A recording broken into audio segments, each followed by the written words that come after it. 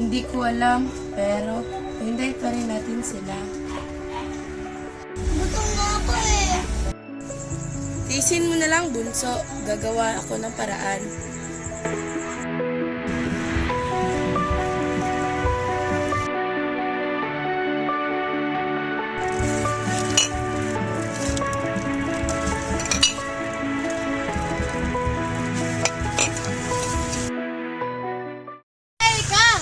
Bakit hindi ka na pumapasok sa school? Kailangan ko munang kumita. Walang ibang mag-aalaga sa kapatid ko eh. Hirap naman. Mas mahirap ang sumuko.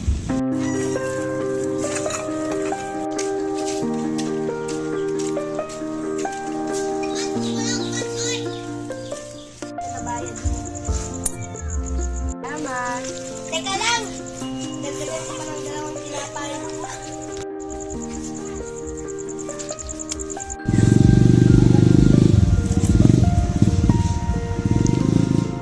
Ate, ang sarap!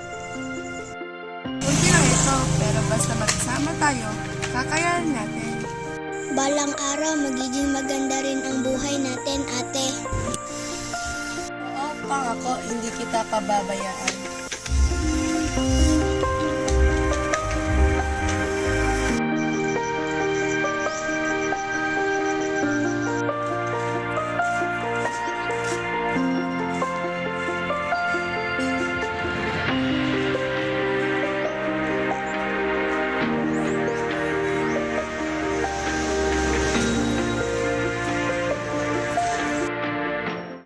Pag naman yung mga bata na to.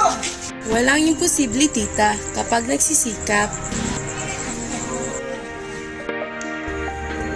May mga batang iniwan ng pagkakataon. May mga batang pinabayaan ng sariling mga magulang. Ngunit ang tunay na sukatan ng buhay ay hindi kung gaano kasakit ang pinagdaanan, kundi kung paano ka bumangon. Ang kahirapan ay hindi hadlang sa pangarap. Ang pagsisikap, pagmamahalan, at pananampalataya ang tunay na kayamanan. Tara na, bunso. Saan tayo pupunta? Sa pangarap natin.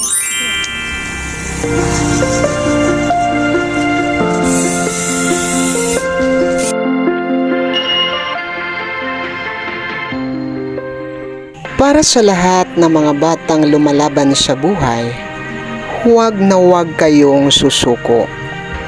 Ang inyong mga pangarap ay may tamang panahon.